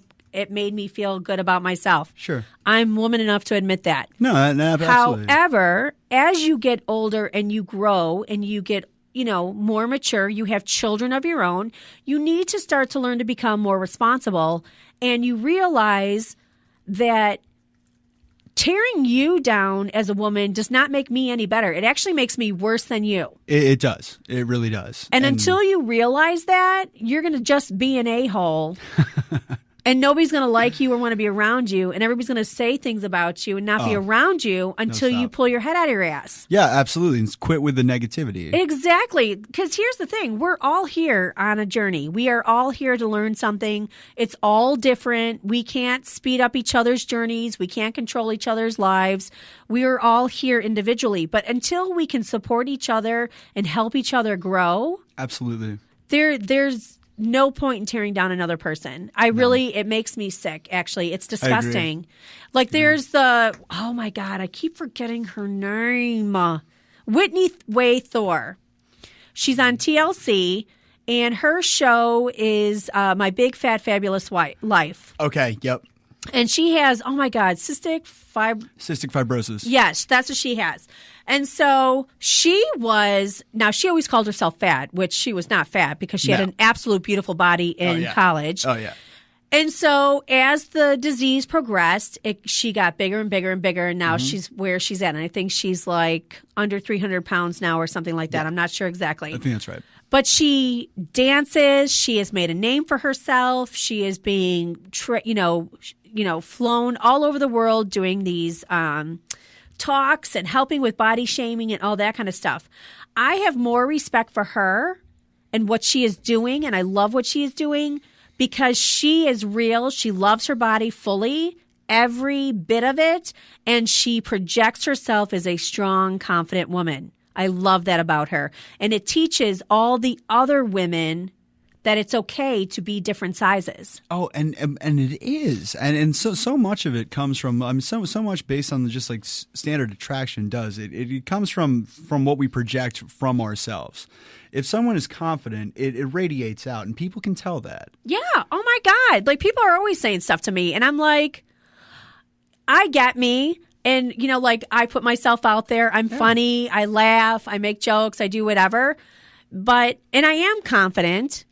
But on the other side of it, in the reality inside of me, quietly in the back over here, I'm like, oh my God, I can't believe they think that. Of course. Oh, of course. You know what I mean? I think that's called humility. That is like reality. And I'll put it out there because people will be like, what do they say to me? It's so funny. Because sometimes some people, I've got my haters out there who are like, I'm too out there, too boisterous, too full of myself. That's how you know you're doing it right. Yeah. And so, but then on the other hand, it's like sometimes the way people see me and they say things about me, I was like, really? You see that? That's what I project? And it's impressive. I get it. It is. I'm like, oh my God, that's amazing. And that's what I love about me. The only thing I'm dealing with and I'm learning to deal with, and today I think was the first day of a long time where I'm accepting me for how I am. Like, I am not the size of my body. No, you're not. Yeah. Size of your heart. Exactly. My soul is so big, I need a bigger package.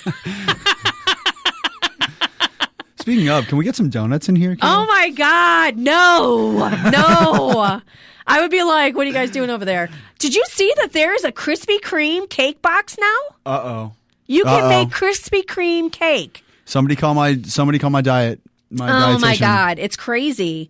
But yeah, that's the biggest thing. I love that there's the new, because there's this whole thing too, this whole movement. It's called Curve Appeal. Yeah. And it's about bigger women. And there's a lot of people who are, much smaller, supposedly healthier, who are ripping that whole thing apart as well. Because how could you be healthy if you're that fat? Yeah. You know what I mean? But I'll tell you this, if God wanted us all to look the same, we would. Yeah, we would. We would all be robots, and what's the point? Right? Yeah, no, you're totally right about that. And one of the things that I've always found is that when women are trying to make it so that everyone is just this objective, one size fits all, cookie cutter shape. Yeah. What they're failing to realize is that we are all coming from different places, different ethnicities, different places on the earth where people look different. Some are tall, some are short, some are wide, some aren't. And the reality is that every culture you go to in the world, you're going to be able to find beautiful people. Oh my God, and they're all beautiful. They are. Except when you put shit all over your face. Oh, yeah. That I think she's referring to New Jersey, I believe, is what they call that. What? When all the stuff comes on the face, like the 3 inches of caked makeup, the eyeshadow.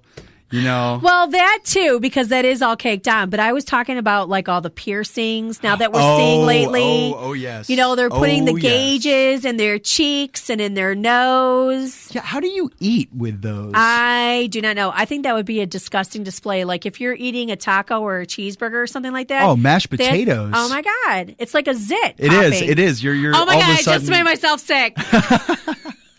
But all of a sudden you're John Belushi in Animal House. Like, what's the point of that? I once did that at the dinner table. Oh, did you really? I did when I was a kid. Oh, no. But yeah, that's the thing. That is something where, exactly, nobody needs to see that. And I'll tell you, I'm all about the teeth, so you better keep your teeth clean. All right, I will. And I do not want to see any built-up plaque on your teeth either, because is just gross. For me, I'm going to get you that little tool, the little reflective thing for the dentist to come in. I used to work for a dentist as well. Hygienist? I wasn't a hygienist. I was an assistant. But I'll tell you, and I used to sell dental plans as well to people. Okay. And so, oh my God, like I've seen transformation of people's teeth and all kinds of stuff. And I'm telling you, teeth are so important to me. Someone's smile, your face could be all disfigured, and you've got the beautifulest smile. I'm all about it. It's all people will notice. You could be the most beautiful person ever and have jacked up teeth and plaque and all dirty. Not even close. It would be no for me. Are you familiar with the Pogues, the band, traditional Irish rock band? The Pogues, they're out of, I think, Canada. But they have a lead singer named Shane MacGowan who never brushed his teeth in his entire life. And his teeth had gotten... I'm going to throw up. Oh, they'd gotten so bad. But he just 2 weeks ago actually had his entire mouth replaced. And when asked about it, he said that was his biggest regret in life, was not taking care of his teeth initially. Oh, my God. That was it. It's disgusting. It's disgusting because here's the thing. We're all kissing each other, making out with each other, swapping a lot of spit, right? Natural. Well, we hope so. Okay. As you grow, I don't care. Somebody's swapping spit with someone. You know what I mean? I do. Okay. So when you've got a mouth full of gunk and cavity, or gum disease, you are transmitting it to the other person. Yes. And so that's what that flavor is, people. It's disgusting. And here's the other thing, too. In this last year, because I've had to deal with a lot of health issues, one of the things that I have found is that I have got that mono gene, that whatever you call it, the Epstein-Barr virus. Okay. Is living in my body. Okay. So at some point, at some time, I got that virus. It never ever had a breakout. I never got mono. I never knew that I had it. However, I have, like the side effects. And now I know when I'm severely tired and exhausted and I've got certain things going on, I know now what all that is. And so that too is swapped by spit. Yes, it is. The kissing virus. It makes me sick. So I don't even kiss my husband anymore. Like, I'm so freaked out now, it's not even funny. And my husband is like, Rita, I'm like, I'm sorry. That's the crazy living inside my head. I can't help it.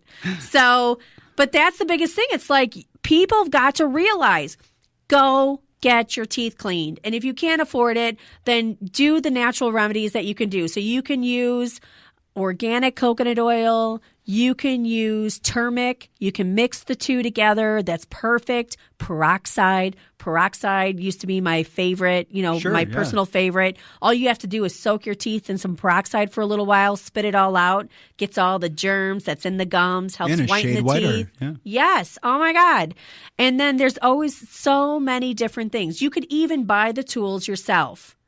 And if you want to clean your teeth a little bit, if you can't get to the dentist or, because going to the dentist is expensive. And nowadays, a lot of people have to pick and choose where they're spending their money. However, you still have money. You can afford to take care of your mouth. Absolutely. And in fact, that's there are a lot of health benefits to doing so. Yes, because heart disease and diabetes are directly related linked to your mouth. Yes, they are. The plaque buildup is one of the leading causes of heart disease. Because it's sugar bugs. You're swallowing all that stuff. Yes, you are. And if you guys really want to get grossed out, just remember that those bacteria are eating sugar on your teeth and pooping in your mouth. Yes, exactly. And if you have somebody that you're with who has periodontal disease and you're making out a lot, you're transmitting that periodontal disease to your mouth. Yeah. I literally saw a couple who literally were both having their teeth pulled out of their mouths and getting false teeth at a very young age. Ooh. You transmit that stuff. That's so gross. It is gross. It's so gross. I'm sorry for anyone out there with periodontal disease. I'm sorry that nobody's going to have any more makeout sessions. We've killed it. We've totally killed it. Just hold hands. Oh my God, just hold hands. That's the safest thing, and make sure you wash. Yeah, you wash those hands. Wash those hands. Don't touch your eyes after you've touched somebody else's hands. You never know where those hands have been. Well, but that's true. And I'll tell you, when you start going through a lot of health issues, and that's one of the things where my son is getting crazy, and that's why I have now deemed it where, yes, I will give up the sugar and the alcohol and the wheat and all that stuff and the dairy. I can't eat any of that stuff because he is important. And we don't realize how much we're making each other sick. Yeah. Yeah, entirely. Because we're not taking care of ourselves. It's crazy. It is crazy. And we have also done this to ourselves because we came into an era, which I don't know what happened, because I grew up in when we ate dirt. We rode our bikes without helmets. We drank from a hose. We were out till 8 o'clock at night. As soon as the street lamps went on, that's when you came home. That's when you came home. Yeah. So when you woke up, you had to be out of the house within an hour. Yeah, absolutely. You know what I mean? During the summer, because kids needed to play outside. Of course, that's what kept mom sane. Exactly. And so now it's totally different. Now we have constant antibacterial. It's a thing. Yeah, and they say that all the antibacterial soaps, the stuff that you do your hands with, has made superbugs. Oh, yeah, and it's reducing our own immune systems as we speak. Yes, we can't fight stuff off. Yeah, absolutely. My sister actually just had her first child, and is kind of going through that right now, where basically she's trying to keep this baby entirely germ-free.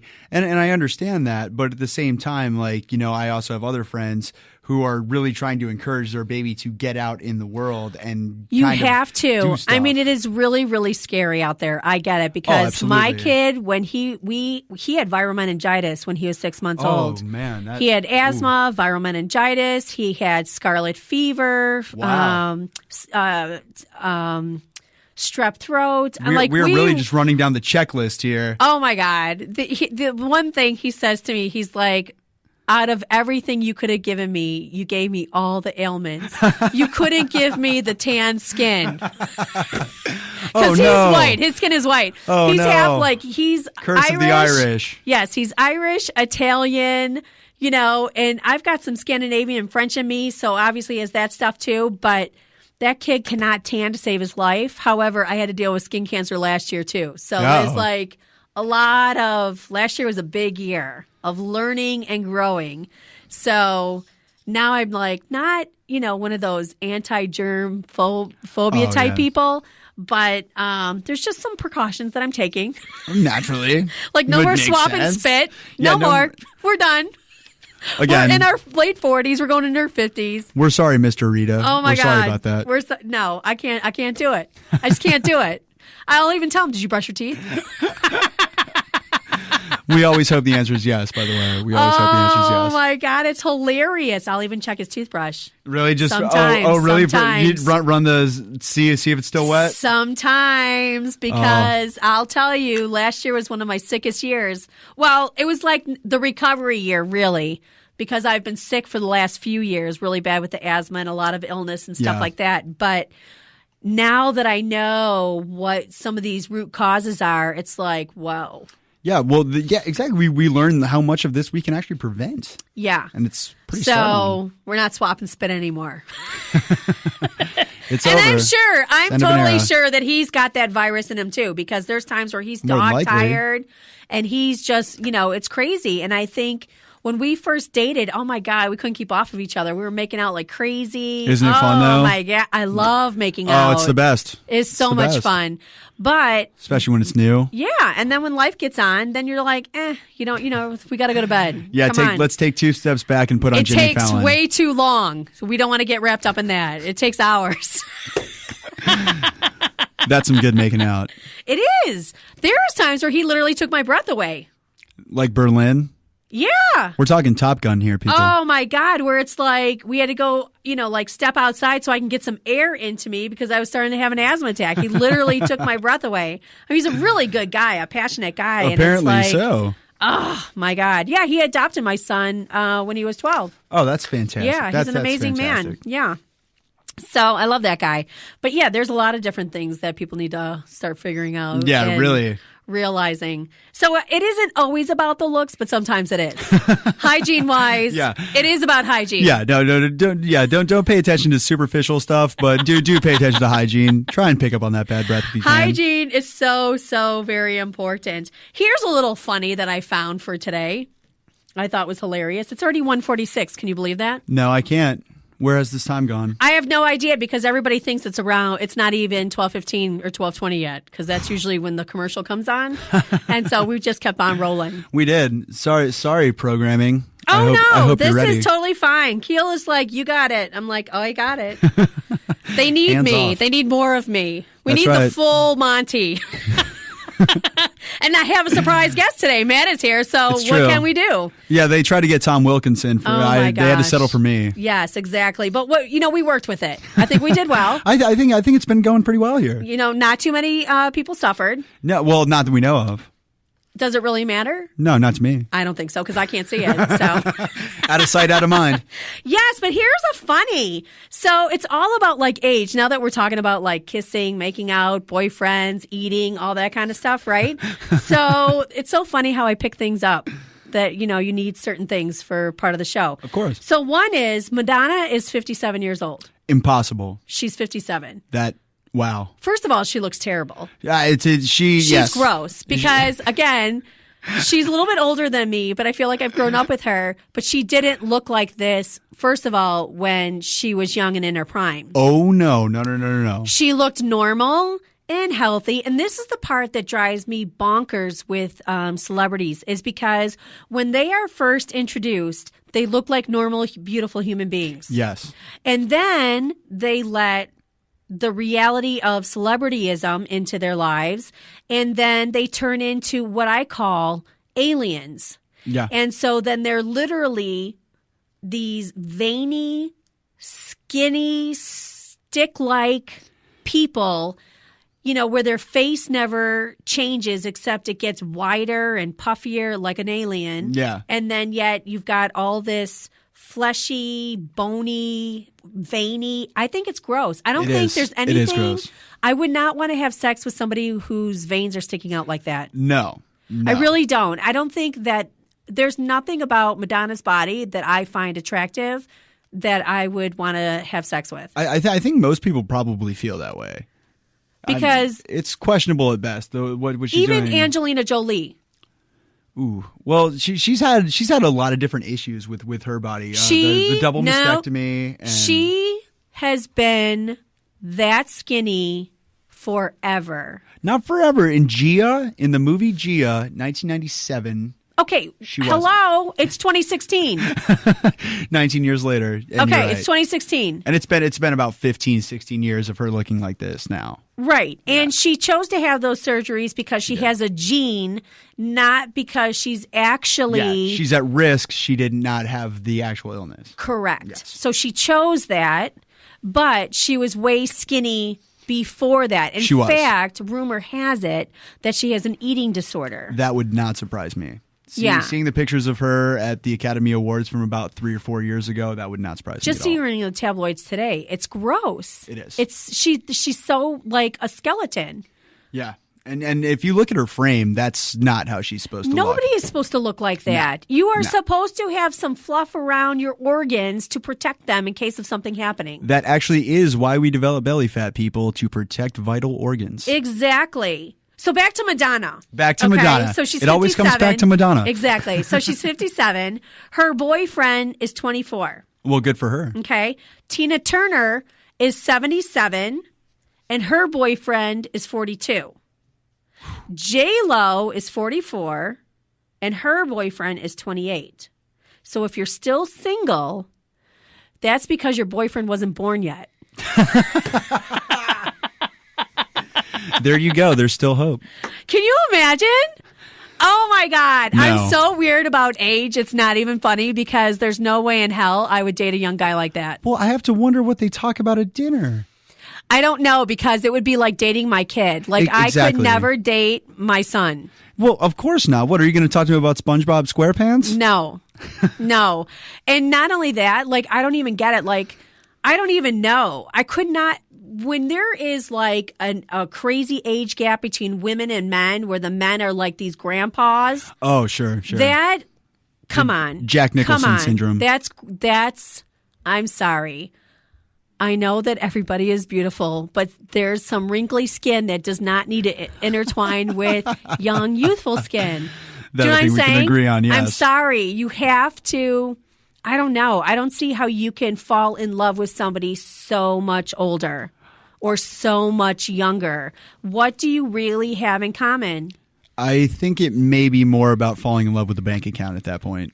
And you know how sad is that? Very. How sad is that? You think you can't make it on your own? You have to get some old geezer or some old lady?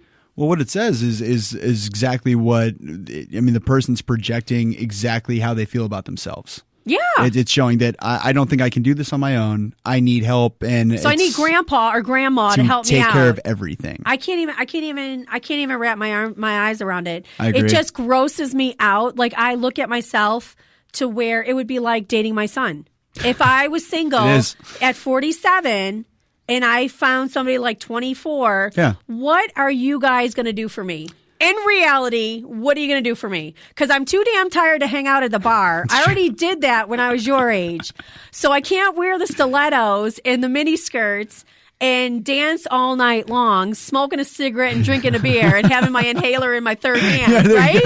I can't do it. Cigarette in one hand, inhaler in the other. So what are we going to do? Bounce on the head. What are we going to do? Bowl? What are we going to do? You can go to a movie. I'm not going bowling. You can go to a movie. That hurts my hands. It breaks my nails. Come on. That I is don't true. even have nails right now, but that's the honest God's truth. What are we going to do? I don't. That at that point, I don't know.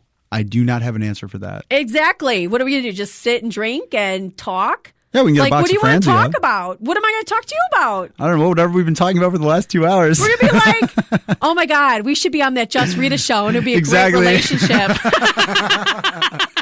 We're just figuring ourselves out now.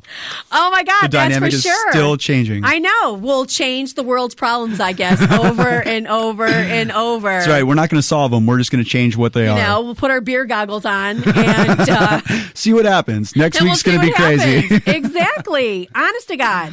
No, honestly, that's got to be the way it works, right, with those? Yes, I don't know. I have no idea. And then there's some relationships where they're in love with each other. Like, for instance, what the hell is her name from Canada? She's a singer. Celine Dion. Oh, Celine Dion and her producer husband. Yeah, who just died of 74. Yes, he did. And so it's like, I know that they had kids, but they couldn't even make the kids together. They had to do surrogacy. It was test tube and implanted, I believe. I believe it was the So you can't even do that, implanted. right? And he's been sick for, so she's been his caregiver all of these years. What kind of a life is that? I don't know. Maybe I'm selfish. I am selfish. Well, maybe her heart will still go on. I don't know. I'm sure it will. She'll make a new song about it, and we'll listen to it for the next 20 years. She's like, my heart, it's still going on. Like the Titanic just won't go exactly. down. Titanic 2. That's going to be the theme song for Titanic 2. It won't go down. It's back. My gosh. Today has been so much fun. Dave is in the house, so he's going to be doing the Informed Nation coming up next. So you guys stay tuned. Thank you so much, Matt, for participating. You didn't even know you were doing this today. I did not. I just woke up and I